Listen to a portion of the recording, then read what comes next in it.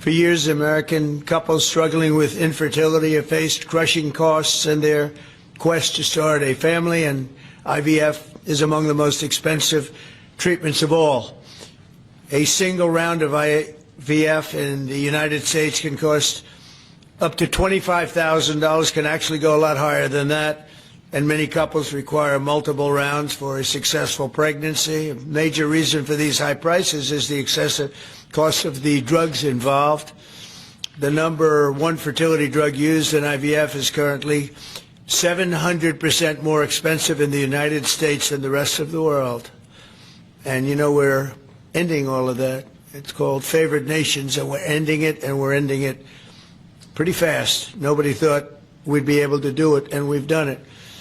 Drugs are going to come down. Drug prices are coming down 400%, 200%, 600%, numbers that nobody's ever seen before. Great for Medicare, Medicaid, even Social Security. Great for everything, I think, Dr. Oz. So it's something that's, to me, it's very exciting. I'm bugging him and Bobby all the time. How are we doing with that? And we're doing really good, Bobby. Right? It's really going good. Other countries are agreeing to it, because if they don't, we put tariffs on them, and then they agree. So it's amazing. It's amazing how that worked out. But as an example, in London, you'd buy a certain drug for $130, and even less than that, I guess $88 as of a count a month ago. And in New York, you pay $1,300 for the same thing. So now we're going to be paying, instead of $1,300, you'll be paying about $150. And they'll be paying $150 too. We're going to pay the same thing. Favored nations. It's beautiful. It's a beautiful thing. And we've been ripped off by the whole world for a long period of time. One of the most popular fertility drug regimens costs over $5,000 per cycle, as an example. Wow. Largely as a result of these unsustainable prices, 70% of the employers do not offer insurance that covers IVF. Therefore, most couples with fertility challenges are paying these costs entirely out of their own pockets, which is not really possible to do. Oh, look who we have. Look at that, the great Maria Bartiromo. I didn't know. Did you get put into the regular pool pack? That's very good. Yeah, that's good. Nice to see you. I'm doing an interview with her in a little while.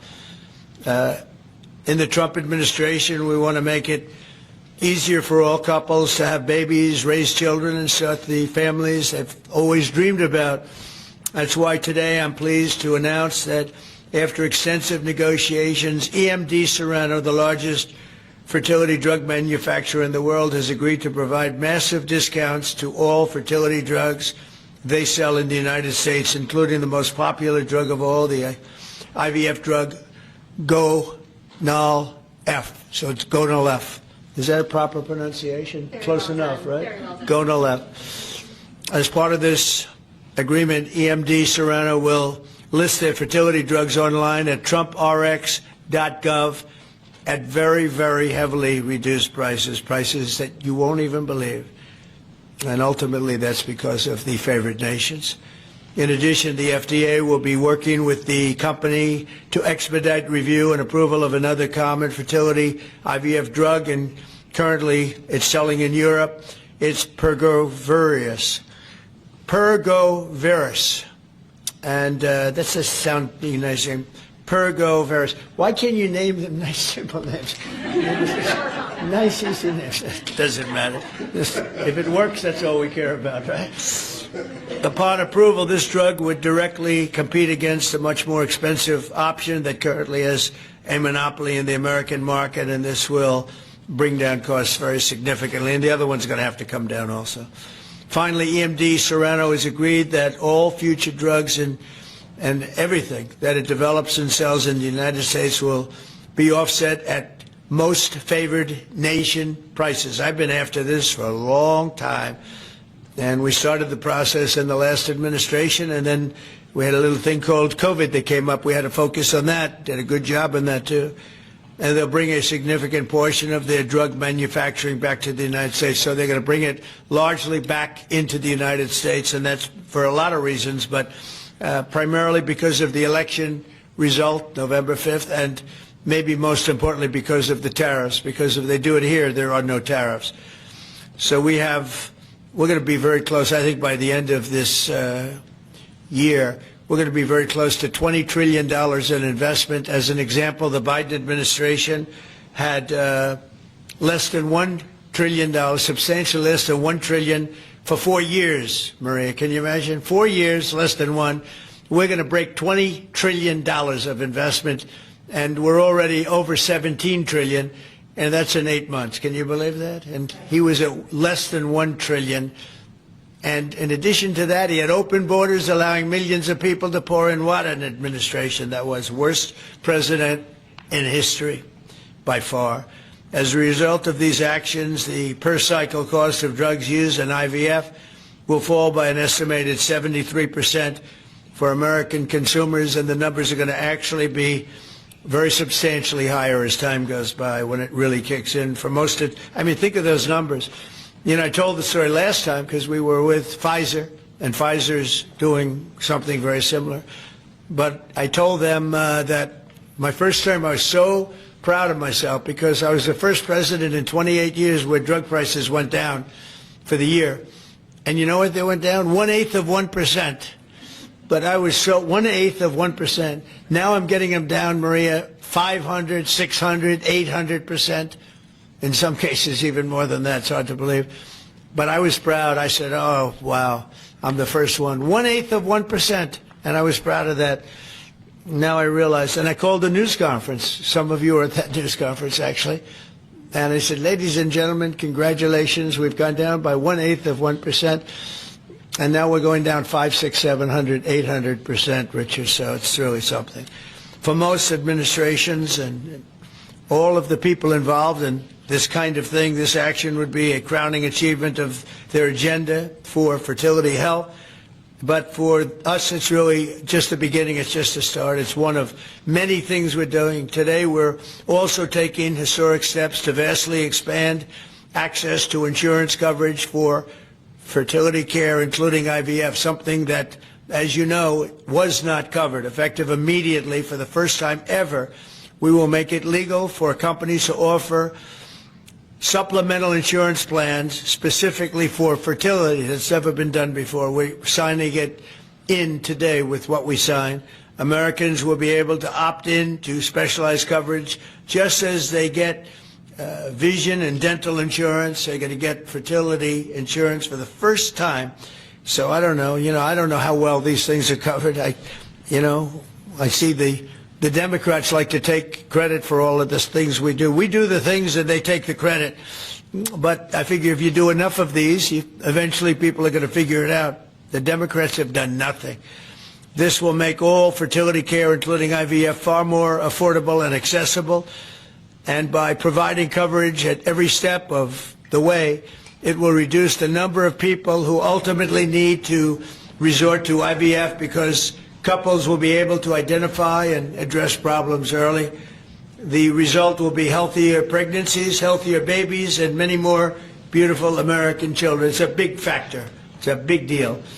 I'm asking all employers to make these new fertility benefit options available to their employees immediately.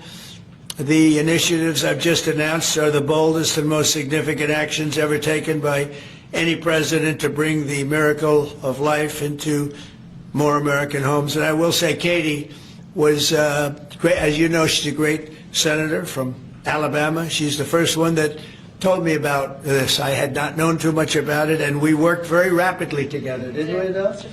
We had everything passed, and Alabama then took care of it and passed it. Within a week, everything was done. Really, it was something. So I want to thank Katie, Brett. There's no deeper happiness and joy of raising children, and now millions of Americans struggling with infertility will have a new chance to share the greatest experience of them all. So I'd like to thank all of the people that are here, and I think we'll start with Dr. Oz and Ms. Horn. We'll go through the list and we'll listen. And yesterday I did this, and I stood for about an hour and a half as people spoke.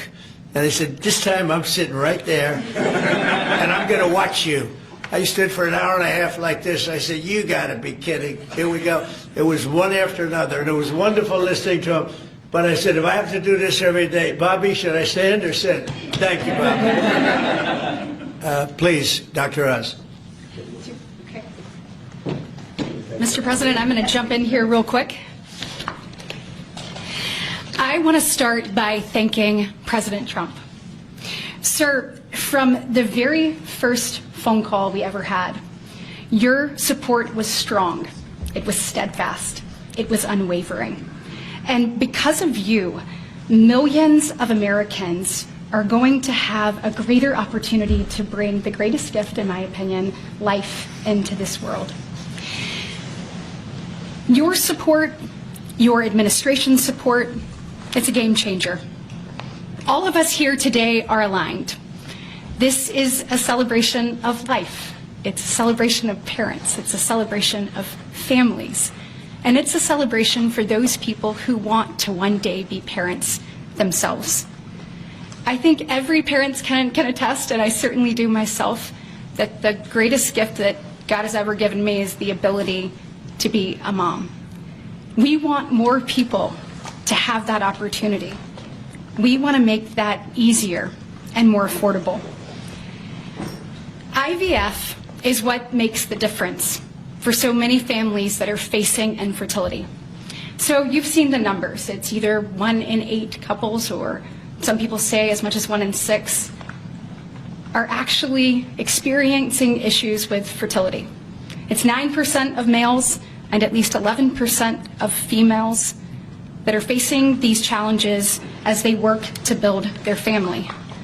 The recommendations today that President Trump has set forth are going to expand IVF coverage to nearly 1 million more families, and they're going to drive down cost significantly.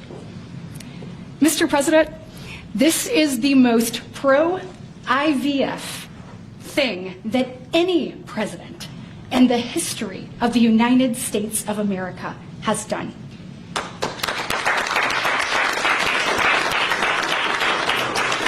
And Mr. President, it's your leadership. You are the reason why the Republican Party is now the party of parents. We are the party of families. This is why when Senator Cruz and I worked last year, we got every single Republican senator to sign on and say that they supported nationwide access to IVF. And just for the record, IVF is legal and accessible in all 50 states. And President Trump taking this action today to lower cost, to bring these issues to the forefront, and to enact solutions for people working to start their families, I want you to know it's significant and there's more to come. But this isn't the only thing that you've done to prove that we're the party of parents and we're the party of families. If you look at the working family tax cut, guys, he made sure that hard-working parents were front and center in that legislation. You know, whether it was child tax credits being expanded and made permanent, whether it was Trump accounts that are going to change the game for so many parents, or whether it was childcare. So for decades, we have heard Democrats talk about childcare. President Trump actually took action on the affordability and accessibility of childcare. We know that 1 in 4 families say that they hesitate to have more children because of the cost and because of childcare cost. For the first time, this man actually took steps to change the dynamics for hardworking parents. So of the 3 tax credits that he reformed and the working families tax cuts, 2 of them had not been touched in 2 decades, and 1 of them had not been touched since 1986. So President Reagan was in office the last time anybody did anything about it. But you changed the game on that, and I was proud to lead that effort in the Senate. And so on behalf of moms and dads, on behalf of grandparents and sisters and aunts and uncles and brothers and people who are looking to expand their family, we say thank you. Thank you for all you do to support families in this country and make a healthier environment and an easier one for us to grow the very most important thing. Great, thank you. God bless. So nice. Thank you very much.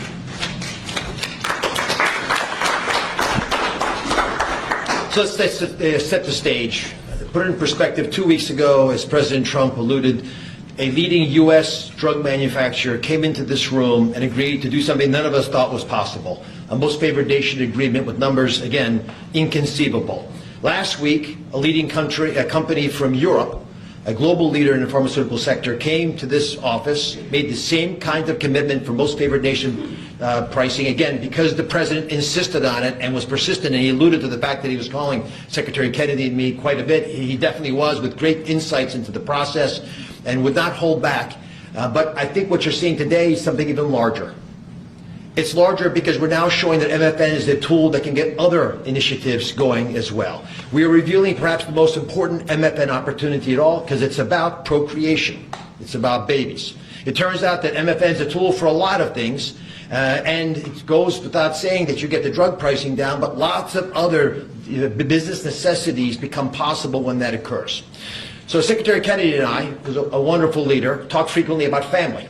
I think the reason he's a great leader, and the president as well, is because they have large families and they take pride in the joy that it gives us. But many families, as Senator Britt alluded, do not have the ability to have children. But it turns out that it's about 1 in 3 families, a much higher number, that don't have the number of babies they desire. They're under-babied. So this president committed to address that during the campaign, and he is delivering on that today in a way I don't think anyone thought was possible. We're opening the door with MFN pricing and tariffs that support it, Secretary Lutnick, with a new approach to make reproductive medicine more affordable for Americans. Now, I know what you're all thinking, and you're probably right, there are going to be a lot of Trump babies. I think that's probably a good thing. But it turns out the fundamental creative force in society is about making babies. It's about creating. And this country, the one that President Trump is leading so beautifully, has been a country of abundance, not scarcity.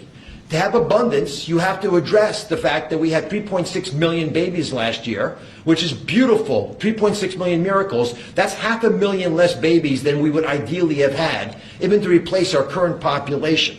Building on the success of the last 2 weeks, our team, led by the head of Medicare, Chris Klump, who's standing over there, and Ina Hernandez, have negotiated a spectacular MFN deal to reduce the cost of IVF drug prices by $2,200 a cycle. That's nearly half of the price that it had been. The most prescribed drug in this category in America, made by India Serrano, is described over here. And you'll notice, President Trump, these are discounted from $242 to $10. I don't know what the math is on that. We can't even calculate it. A lot. It's a lot. It's too high to calculate without a more studied approach. But I give it up there because that number of $10 will apply for every American who earns less than $115,000 a year. That's 70% of the American people. The remaining folks who are able to make more will have to pay a tiny bit more, but it's still most favored nation pricing, no different from what the Europeans are willing to pay. Now, to make this deal happen, Chris and Inma had to do something special. They have to actually not just get the drug price down, but get the middlemen to let it go as well. And Mr. President, we've met with the middlemen in the past. They're now joining the MFN movement. I want to thank Express Scripts Freedom Pharmacy and then CVS's Specialty Pharmacy, because they were willing to stand up and do the right thing for the American people by answering the president's call and slashing their prices. Now, this announcement also encompasses a remarkable move from Marty Makary. And Marty Makary is, of course, the leader of the FDA, but he has ongoing efforts to accelerate their approval of innovative medicines that will further reduce the price and make this whole process more seamless for the American people. Now, you're about to hear about a spectacular new program that's been alluded to, but one of the architects of that program, Heidi Overton, Deputy Director of the White House Domestic Policy Council, is going to take us through the exciting details of what this is going to offer for the American people, especially those who are in the workforce. But first, we think you should hear from Libby Horn. Libby is EMD Serrano's head of fertility. She brings both professional expertise and a personal connection to this work. She has 3 beautiful daughters, and she has personally benefited from reproductive medicine that has shaped her family, and her company made today's spectacular MFN pricing possible. Libby. Thank you, Dr. Oz. Thank you, Mr. President. Today, we gather on this national stage to celebrate a historic step forward in expanding access to fertility treatments for those who need it most. Mr. President, thanks to your leadership and the tireless efforts of your team, this is a momentous day for Americans who struggle but remain hopeful to build their families. Infertility is on the rise in our country. 1 in 8 couples face infertility. This isn't just a number, it's real lives, dreams, and aspirations of hardworking Americans. The teacher who goes to school each day, surrounded by children, but aching for children of her own. The firefighter who puts his life on the line, but can't create the life he wants at home. The consequences of these challenges can take significant tolls. Some of you watching today have given up or are frustrated because access to IVF treatments has been out of reach. That's why expanding access to IVF has been an issue of great importance to the President. He made this clear in his executive order declaring the administration's goal of supporting American families by enabling access and eliminating barriers to IVF. Today, EMD Serono is proud to help President Trump deliver on his promise to you. Thanks to the President's leadership, EMD Serono has worked alongside distributors and other partners to help more families have access to services and innovations that are consistent with other countries. Through our partnership with the administration, we are proud to announce that Americans will have access to our leading IVF therapies for an 84% discount off list prices. That's amazing. Thank you, Mr. President. Thank you. Thank you for making this possible. Thank you very much. That's great. Fantastic. For more than 40 years, EMD Serono has been a global leader in fertility. Our science was instrumental in the birth of the first IVF baby in the U.S., and we've helped to bring more than 6 million babies into the world since then. Our purpose is to help create, improve, and prolong life. That means discovering more medicines and bringing them to patients faster. FDA Commissioner McCary has made it a priority to ensure that Americans have access to the world's most innovative treatments as quickly as possible. To that end, EMD Serono is filing a new IVF therapy called Pergoveris for review under the FDA Commissioner's National Priority Voucher Program.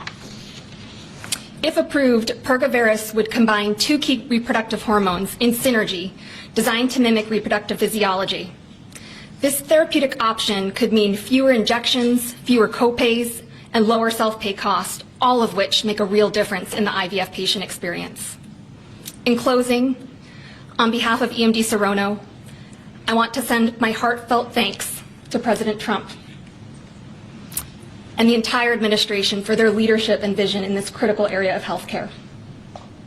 Together, we will make a difference in the lives of countless families across this nation and uphold our long-standing legacy of creating life. Thank you.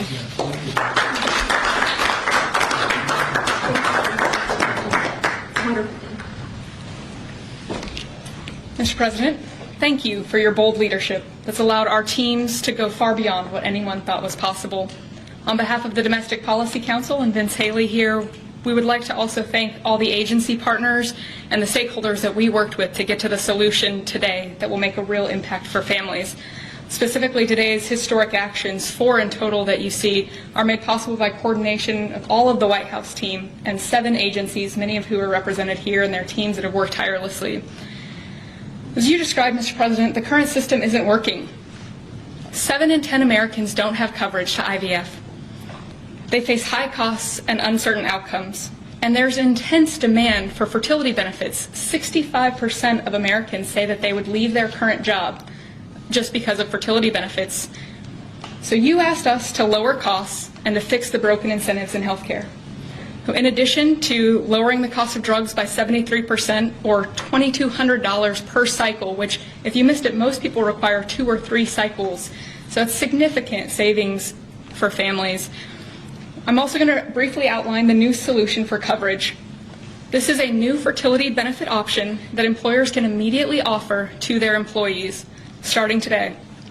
This afternoon, the Departments of Labor, Health and Human Services, and Treasury will be releasing guidance that, for the first time, creates a legal pathway for employers to offer fertility benefit packages to people that need them, similar to how dental, vision, and life insurance are currently offered. This will be followed up by a regulation. These benefits can address the continuum of fertility needs, from the root causes of IVF, which Secretary Kennedy is working on very hard at HHS, to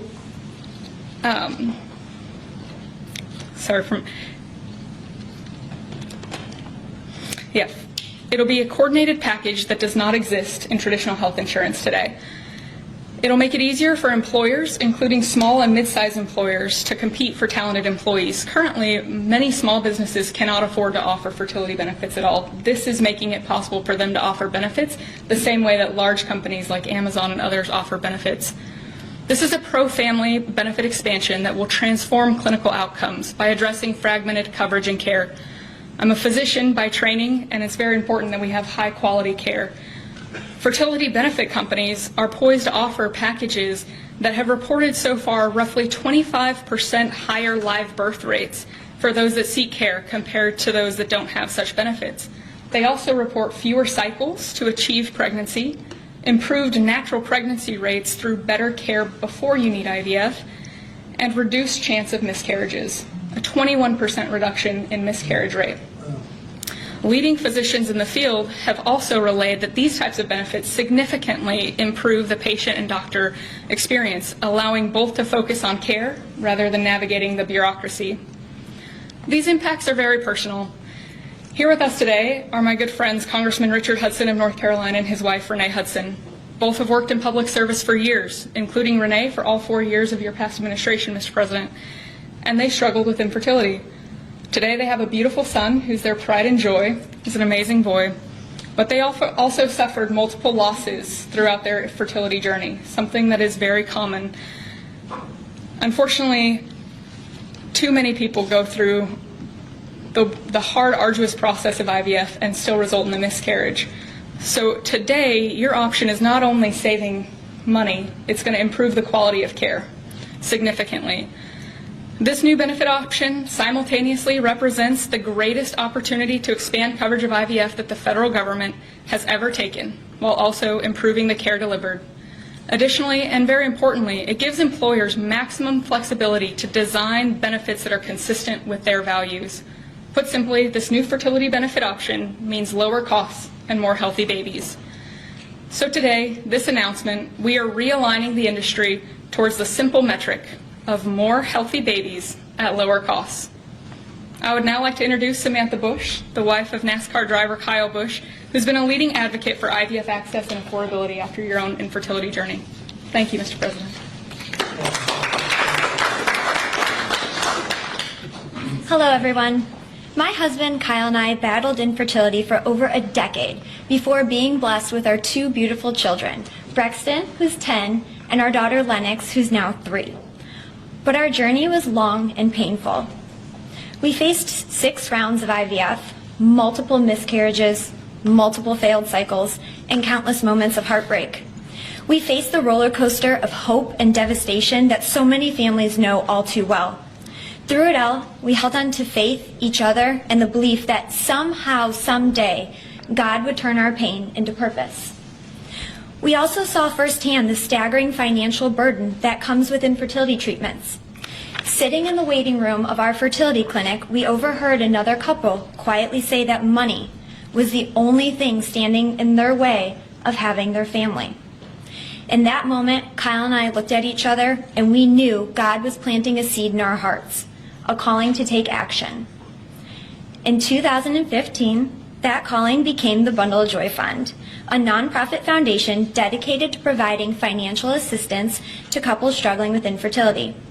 What began as a small act of faith has now grown into something far greater than we could have ever imagined. To date, we've granted over $2 million directly to individuals, helping them pay for their IVF treatments, and we've celebrated the birth of 108 beautiful babies through our fund.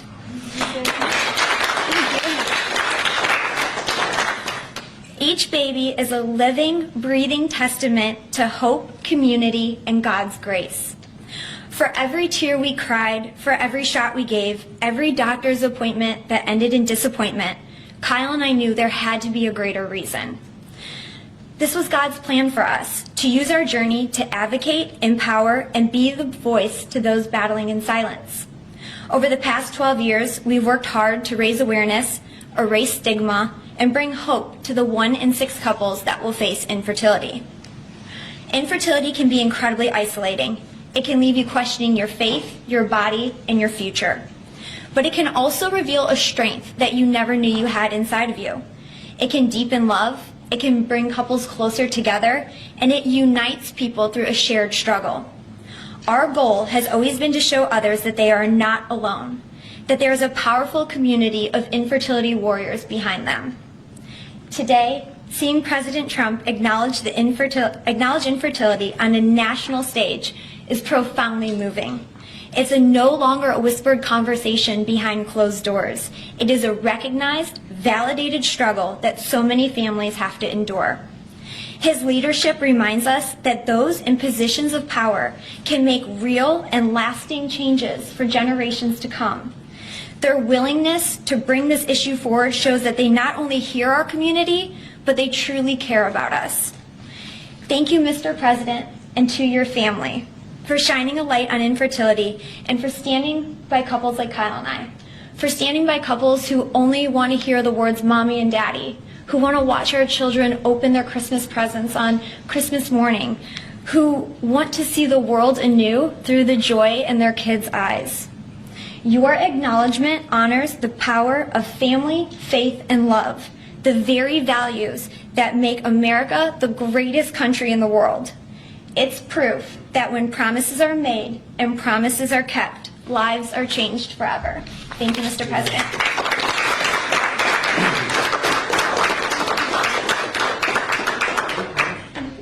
Anybody else? Howard, you would like to say a couple of words? I was hoping he would say that. Bobby, come on up for a second. What a job you're doing.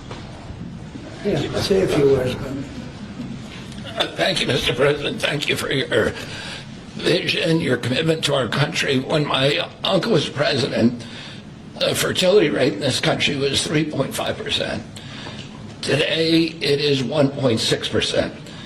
The replacement rate, in other words, the amount of fertility that you need in order to keep your population even, is 2.1%.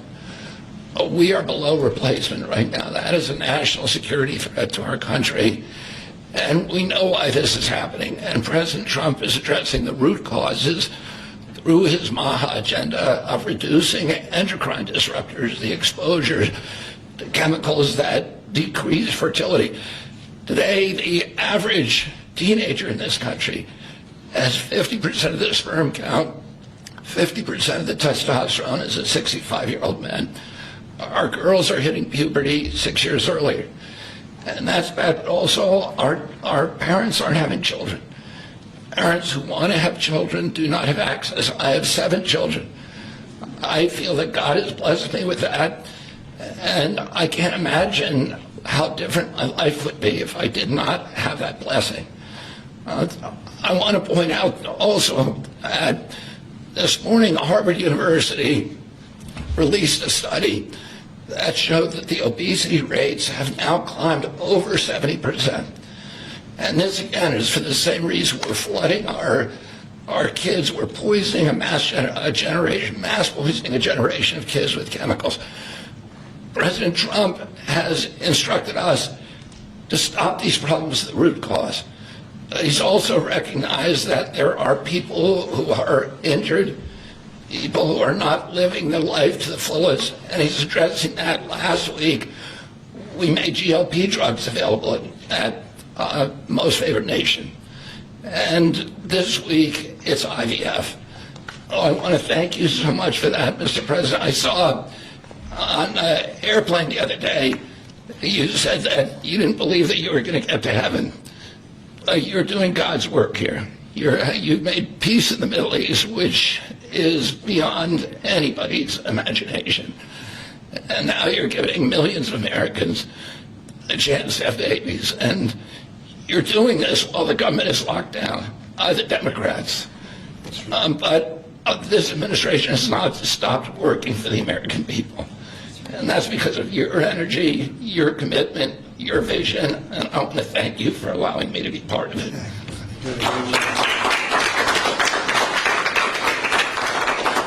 And he's doing a great job. And by the way, Kyle is fantastic. So he's got a lot of courage. I wouldn't do that. I wouldn't care. Howard, you and I would not be good at that. We'd go about 30 miles an hour, but we'd be safe. Anyway, so thank you very much. Any questions, please? You posted earlier today. Yeah, please. Mr. President, this is a major campaign promise that you made. It was a big hot topic towards the end of the election. You're delivering on that again. I actually had a question for Secretary Kennedy or Dr. Heidi. Dr. Heidi, you said something that I thought was really important. You talked about how this coverage option, this benefit option, gives companies the maximum flexibility to design benefits consistent to their values. I was wondering if either you or the President could expand on that and talk about why that's an important thing to understand about this program. Yes.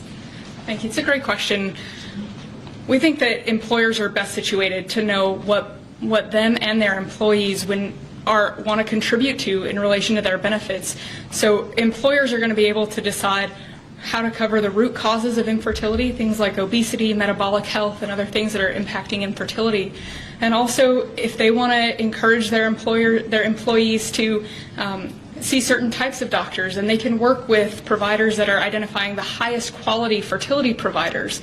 And so it puts them in the driver's seat. And our view is that we want employers to be the ones that can make those decisions, not the government. Thank you. All right. That's a good answer. That was a very good answer.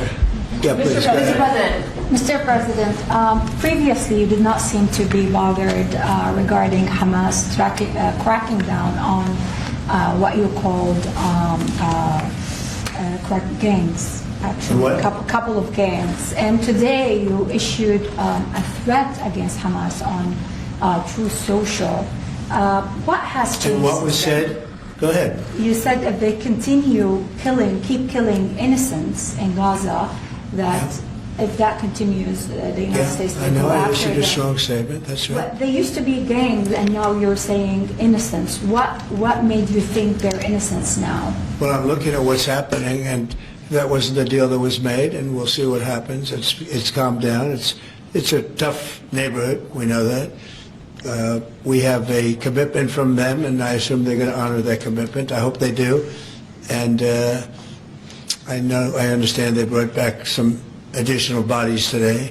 It's a rough deal when you think of it, right? Very rough. We have our hostages back completely. We were very lucky with that. But it's a tough situation.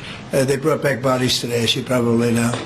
But they also said they're going to behave. We're going to find out if they behave. If they behave good, if they don't behave, we'll take care of it. Yeah, please. Following up on that, when you I didn't say you. You CNN fake news. Go You ahead. said in your post that if they kept killing people in Gaza, we would have no choice but to go in and kill them. So do you mean U.S. forces would go in and take out Hamas? No, I didn't say who would go in, but somebody will go in. It's not going to be us. We won't have to. There are people very close, very nearby that will go in. They'll do the trick very easily, but under our auspices. Could I follow up? You also posted about your call with President Putin today, and you spoke about the meeting in Hungary with him. Do you have a timeline or a date set for when? I would say within 2 weeks or so, pretty quick. Marco Rubio is going to be meeting with his counterpart, as you know, Lavrov, and they'll be meeting pretty soon. They're going to set up a time and a place very shortly. Maybe it's already set up. They've already spoken. And I thought it was a very good phone call. I thought very productive. But I'll be meeting with President Putin, and we'll make a determination. Tomorrow I'm meeting with President Zelensky, and I'll be telling him about the call. I mean, we have a problem. They don't get along too well, those two, and it's sometimes tough to have meetings, so we may do something where we're separate but equal. We'll meet and talk parties, but this is a terrible relationship the two of them have, and it's one of those things. I've seen things that nobody would believe, but this is one of them. So we're going to be meeting in Hungary. Viktor Orban is going to be hosting. And it's really something that's time. Last week, over 7,000 people were killed. That's ridiculous. And it doesn't affect our country. We're not losing people. We're not losing Bobby. We're not losing Americans. But they're losing Russians, Ukrainians, mostly soldiers, for the most part, soldiers. And we think we're going to get it. We hope we're going to get it stopped. I thought this would be, because of my relationship with President Putin, I thought this would be very quick. And it's turned out to be, who would think I did Middle East before I did this? We did a total of 8 now, 7 and now 8. And we're going to make this number 9. Why do you think a second meeting? Sir, you said you posted that there was great progress. Can you tell us a little bit about that? Was it a shift in Putin's tone? Was it something new he told you? Did he give you any message to give? You're talking about the whole President Zelensky tomorrow. It just seems to me that, look, it's only a field. That's all I've done in my whole life. I've made deals. I know about deals. I do it well. I don't think any president's ever ended a war, frankly. One war, I did 8 of them, Maria, right? And but I don't know, did Bush ever end? Do you think Biden ended a war? Biden started wars because he was stupid. But do you think Biden ended any wars? No. I don't know of anybody that ended wars. I ended 8 of them. And it's going to be 9. I think we're going to have this one done, hopefully soon. But I'll be meeting him probably over the next 2 weeks. First, Marco is going to be meeting. And the vice president, as you know, is very much involved. The whole team is involved. Steve Witkoff will be involved. Yeah, please. What did you tell him about the Tomahawks? Did you discuss the Tomahawk missiles? Did you discuss? Well, we talked about it a little bit. Didn't say much, but I do say to you, we need Tomahawks for the United States of America too. We have a lot of them, but we need them. I mean, we can't deplete for our country. So they're very vital. They're very powerful. They're very accurate. They're very good, but we need them too. So. I don't know what we can do about that. Why do you think a second meeting with Putin? Why do you think a second meeting with Putin now will yield different results? Well, I think Alaska actually set a stage, and that wasn't very long ago, but it set a stage. You have to understand, I came into this situation. I didn't start this war. This is a Biden deal, and I came into it, and it was a mess. It could have led to World War III. In my opinion, this could have led to World War III. That won't happen, but it could have. So I came in, this war was raging. When I left, this wasn't even a thought. For 4 years, nobody talked about it. I spoke to President Putin about Ukraine. It was the apple of his eye, but there was never going to be doing anything like this. And this all went because of some really bad decisions that were made. And look what you have. You have millions of people dead. You have just a horrible, horrible situation. I'm doing it to save souls. That's all I'm doing it for. I'm not doing it for us. We have an ocean between us. I'm doing it also to help Europe. They want to have it ended, but they're unable to do it. I'm able to do it. So I think we'll be successful. We'll save a lot of lives. It should have been done. Should have never started. This would have never happened if the election weren't rigged. This would have never happened. But it did happen, and I'll get it stopped. Okay? Did you get an election message to the Yeah, go ahead. Yeah, you mentioned a $1,300 drug at the top of this. Were you referring to the weight loss drugs? I was referring to Ozempic or the fat loss drug. So those are going to be $150 out of pocket Yeah, for well, Americans. they'll be much lower. They'll be much lower. Yeah, go ahead. We have not negotiated those yet. We're going to be rolling these out over time. The GLP category of drugs, which includes Ozempic, have not been negotiated yet. What's the timeline for that? But it will. It'll come down, like everyone else. Okay. Any timeline on those negotiations? No, but I think those are going to come down pretty fast, and we do have, I guess, some alternatives. The president will be happy with the result, and until he is, we're not going to close those negotiations. Thank you. Except it'll happen. Got it. Mr. President, what's your message to pro-life Conservatives? Some pro-life conservatives have religious objections to IVF and are already critical of this policy. What's your message to them? I don't know about the views of that. I'm just looking to do something because, pro-life, I think this is very pro-life. You can't get more pro-life than this. Please. Mr. President, you've been talking about how this new benefit plan will also include root cause treatments for infertility. How will you make sure that those root cause treatments are equally accessible to IVF? Well, I think we're going to be doing that. Would anybody like to talk about that subject? I'll comment Please. on the rulemaking process. I think it's the determination, again, Secretary of Labor, the determination, the Department of Labor is issuing their intent today to open up the rulemaking process, again, for more flexibility.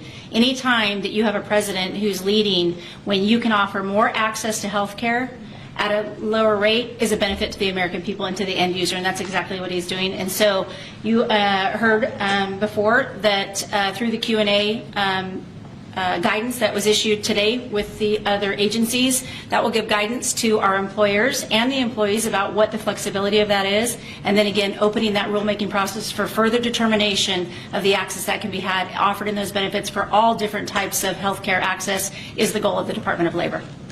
It is, sir. Thank you. I like this better.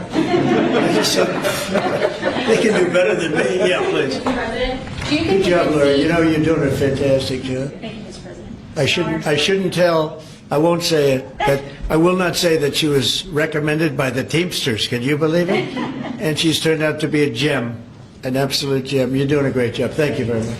Mr. President, John Bolton was just Do you indicted. think we can see your deal-making skills applied to the government shutdown anytime soon?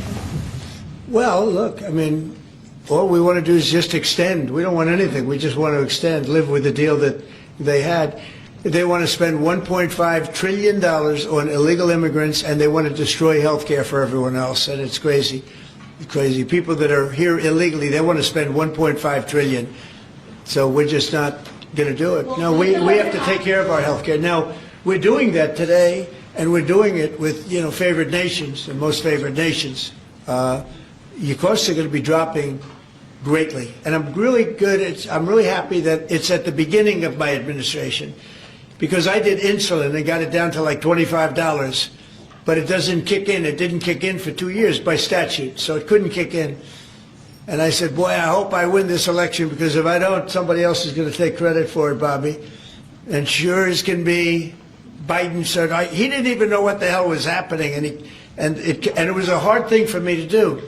I got insulin way down. What was it before that? It was just massive. It was impossible to afford. And sure as can be, because it was statute, it couldn't have been earlier. I said, boy, this falls into the next administration. I better win. And all of a sudden, I watch this Biden taking credit for something that I did, and on other things too. We had a lot of things kick in. So the nice part about this is at the beginning of our administration, so I think we're going to see the fruits of our labor. And I hope on our other situation that we've talked so much about, autism, I hope we're going to see some very good results based on the recommendations that we made. And, we have time to watch those results. Mr. President, John Bolton was just indicted by a grand jury in Maryland. Do you have a reaction to that? I didn't know that. You told me for the first time, but I think he's, a bad person. I think he's a bad guy. Yeah, he's a bad guy. It's too bad, but that's the way it goes. Have you reviewed the case against him? That's the way it goes, right? That's the way it goes. Will I what? Have you reviewed the case against him? No, I haven't. But I just think he's a bad person. Okay, anybody else? What's the timeline for the IVF drug through the National Commission on Priority Review voucher? Dr. McCary? What do you think, Doctor? Yeah. So, first of all, the National Priority Voucher Program says we're going to proactively at the FDA look for amazing treatments like this IVF treatment. We're going to reach out to the companies, and if it's in line with the president's national priorities, we're going to put those drugs at the front of the line and get a decision out in weeks instead of a year. And so today we announced 9 drugs that are going to be recipients. These are products where the manufacturing is going to be in the United States, or it's meeting a large unmet public health need, like a diabetes drug we announced today. Or it is a product where you're going to see an affordability phenomena because the prices are getting equalized in line with the president's most favored nation status goal. Wow, that's good. Why didn't I have him speaking? So could have saved a lot of time. Thanks, man. I'm not surprised. Yeah, please. Yes, thank you, Chris. So Senate Majority Leader John Thune today said he'd like to proceed with the bill which would put sanctions on Russia. What's your thought on that? Well, we're going to see. He doesn't know about the call yet. I'm going to speak to him later. And it was subject to what I wanted to do. And so we'll see what happens. This may be such a productive call that we're going to end up, we want to get peace. We want to stop the killing. 7,000 people a week, can you believe it? We want to stop the killing. So I'm going to speak to him and the speaker, Mike Johnson. I'll speak to them a little bit later and I'll tell them about this, and we'll make the right determination. I'm not against anything. I'm just saying it may not be perfect timing. It could happen in a week or two, but it's at my option, as you know. Right, but did President Putin try to dissuade you from selling Tomahawk missiles? Well, of course. What do you think he's going to say? Please sell Tomahawks? But did he Is he going to say, please sell those Tomahawks? I really appreciate it. I did actually say, would you mind if I gave a couple of thousand Tomahawks to your opposition? I did say that to him. I said it just that way. He didn't like the idea. He really didn't like the idea. No, I said it that way. You have to be a little bit lighthearted sometimes, but no, he doesn't want Tomahawk is a vicious weapon. It's a vicious, offensive, incredibly destructive weapon. Nobody wants Tomahawk shot at them. Did he specifically ask you not to provide Tomahawks? So, wouldn't anybody? I mean, it's been in the news. Who wouldn't do that? CNN. Who wouldn't do that? You know? Do you think he's going to say, I'd love to have Tomahawk sent my way? I don't think so. Maria, we have one of the great stars of television here, and she's an incredible person. And she's just an amazing woman who, she got it all right. She got the Russia hoax right. She got everything. Would you have a question? Yes, Mr. President. I would ask you why this was so important to you, IVF, and why was autism so important to you? What are you trying to achieve? Well, autism is like a whole different thing. When you look at, it was 1 in 20,000. Now it's 1 in 12. If you look, Bobby, we have different numbers, but 1 in 12, 1 in 28, 1 in 32. There's a couple of different numbers out there, but it's 1 in a very, very different number than it used to be. It used to be 1 in 20,000. And that was not that long ago, 20 years ago or so. And now they had something for boys, for babies, baby boys. It's 1 in 12. I heard 1 in 10, Bobby. I heard another one, different lists. But when you think of that, it's not even sustainable, but there's something artificial. When that happens, that's not like a natural. And then you have certain groups of people that literally don't have autism, and they're not taking some of the things that we're taking. So we're working very hard. And on IVF, it's just that I have friends, including Katie, that called me and they told me the importance of it. I wasn't that familiar with it. Now I think I've sort of become the father ever since I heard. There was a bad decision in Alabama where a judge wanted all clinics to be immediately closed, right? And Katie called up and you said you were pretty strongly attacked by your friends that you didn't even know were involved with IVF, right? You had people that had grandkids, people who'd gone through IVF themselves, telling their story and saying there are people that cope out there.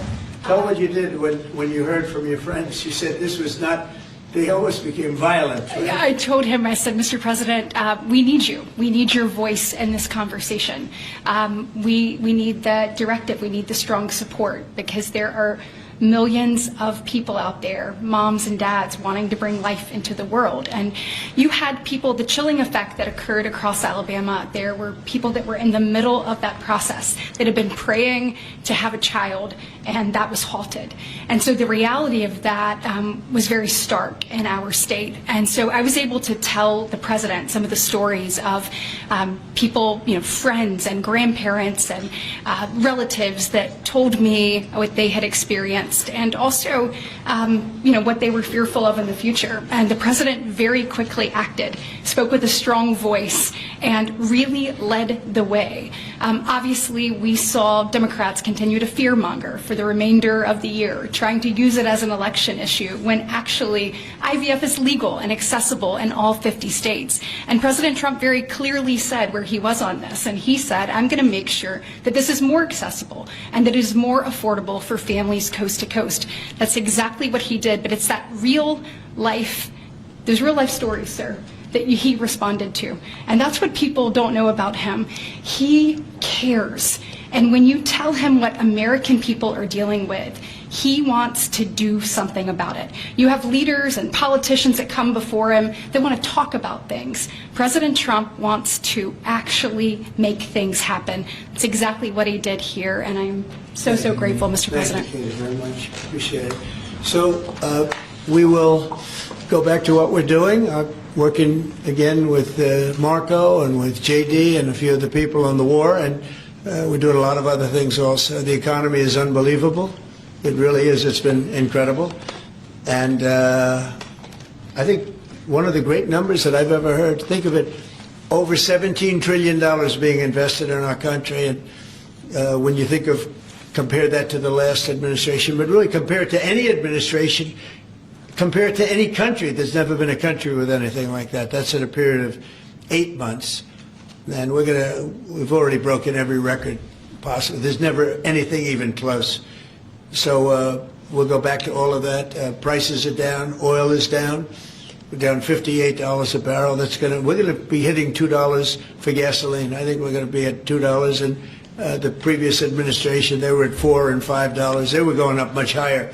And then they swung back into my things, but they didn't swing back properly. They were very, very late. They really blew it. We had it really going in the right direction. They came and took everything out, and it's incredible. I'll never forget. They lost control of the price of gasoline, of oil. They totally lost control, Howard, and then they went back immediately. Well, let's go back to Trump. But by that time, it was too late, and they didn't go back because the leases and everything else. They didn't do what they had to do. They wouldn't know. They really didn't know how to. But we could be hitting close to $2 a gallon. I'd love to break it if we could, but we could be. And when that comes down, everything else has been coming down. Groceries are down.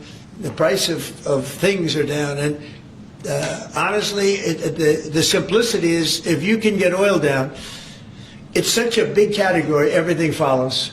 So just about everything follows. And we are working on beef, and I think we have a deal on beef that's going to bring the price of beef. That would be the one product that we would say is a little bit higher than we want it, maybe higher than we want it, and that's going to be coming down pretty soon too. We did something, we worked our magic, but groceries are down, and energy is down, electricity is way down. We have the prices coming down for people. They were abused for 4 years by the Biden administration.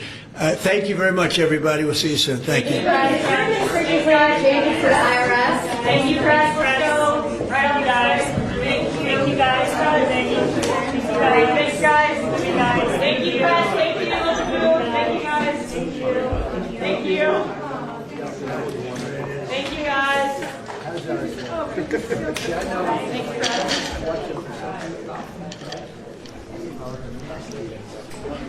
After completing what he described as a very good phone call with Russian President Vladimir Putin, President Donald Trump held an extended question and answer session with reporters at the White House. The unscheduled press availability touched on a wide range of topics, from global security and trade to domestic policy, immigration, and media accountability, reflecting Trump's characteristic willingness to blend international diplomacy with national concerns.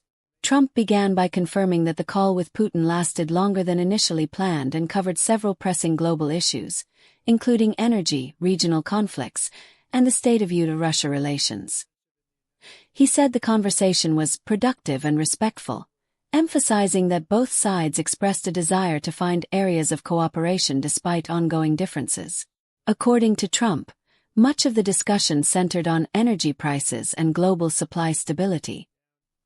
He suggested that Putin shared an interest in maintaining balanced markets and preventing unnecessary volatility that could harm both economies. Trump claimed that his previous administration's energy policies had strengthened America's position as a top producer and exporter, and he hinted that future policies would again prioritize energy independence as a cornerstone of national strength. Asked by reporters whether he trusted Putin, Trump reiterated his long-standing position that it's better to talk than to fight. He said maintaining open dialogue with Russia was a sign of strength, not weakness, and argued that peace could only be achieved when great nations communicate directly and honestly. He also dismissed speculation that his outreach to Putin was politically motivated, insisting it was about stability, not politics. The former president criticized what he described as years of failed diplomacy by past administrations, arguing that Washington had too often relied on confrontation rather than negotiation. "We have to be smart," he said. "We can be strong, but we have to be smart. The world is watching how we handle these relationships, especially with major powers like Russia and China." The conversation then shifted toward recent global crises. Trump addressed questions about the ongoing conflict in Eastern Europe and the situation in the Middle East. He stated that he would have handled both differently, claiming that none of this would have happened under his leadership. While declining to disclose specific details of his conversation with Putin, he said the Russian leader had expressed his own concerns about regional instability and the humanitarian cost of prolonged conflict. Reporters pressed Trump on whether he believed Russia should withdraw troops from contested regions. He responded that lasting peace requires both sides to make serious moves, and again stressed diplomacy as the only viable path forward. "Wars don't end well," he said. "They end when strong leaders make tough but necessary decisions." Transitioning to domestic issues, Trump took the opportunity to highlight what he called the success and unfinished work of his economic agenda. He said that despite global challenges, his policies had laid the groundwork for record job growth, rising wages, and a resurgence in manufacturing. "We brought factories back, we brought jobs back, and we restored confidence in the American worker," he said. "Now we have to keep it that way." Trump also spoke about his administration's efforts to reduce drug prices, referencing recent developments in fertility drug cost reductions and IVF affordability programs. He described the initiative as a game changer for American families, emphasizing that his approach to healthcare reform focused on transparency, competition, and consumer choice rather than government control. "We forced the drug companies to compete, and when they compete, prices go down," Trump said. "We did it with insulin, we did it with epinephrine, and now we're doing it with fertility treatments that make the dream of family possible for so many people." When asked about immigration policy, Trump reiterated his long-standing stance that border security was essential to national sovereignty. He criticized what he called the chaos at the southern border and accused the current administration of undoing hard-fought progress. "We had the safest border in history," he said. "Now we have millions pouring in unchecked, and it's hurting our communities and our workers." Throughout the press exchange, Trump alternated between calm reflection and bursts of trademark energy. He occasionally sparred with reporters over their questions, accusing some outlets of bias or deliberate misrepresentation. "Fake news hasn't changed," he said with a smile. "But the American people are smarter now. They can see who's telling the truth." At one point, Trump was asked about his relationship with the media and whether he planned to continue holding such open-ended Q&A sessions. He replied that he welcomed tough questions and believed transparency was essential to leadership. "I'll always talk to the press," he said. "I believe in freedom of the press, even when they don't believe in fairness." The discussion also touched briefly on Trump's recent phone conversations with other world leaders and his thoughts on the global economy. He predicted that the next few years would be critical for rebuilding trade networks and protecting U.S. industries. "We have to protect our supply chains," he said. "We can't depend on countries that don't share our values or respect our workers." As the briefing concluded, Trump thanked the reporters for their questions and expressed optimism about future diplomatic efforts. "We're going to have a strong America again, stronger than ever," he said. "We'll have good relationships, but we'll always put our country first." He ended by saying that his conversation with Putin reflected a shared understanding that the world is at a turning point, one where dialogue, respect, and strength could shape a more stable international order. "We're not looking for conflict," Trump said. "We're looking for peace, prosperity, and respect for every nation's right to put its own people first."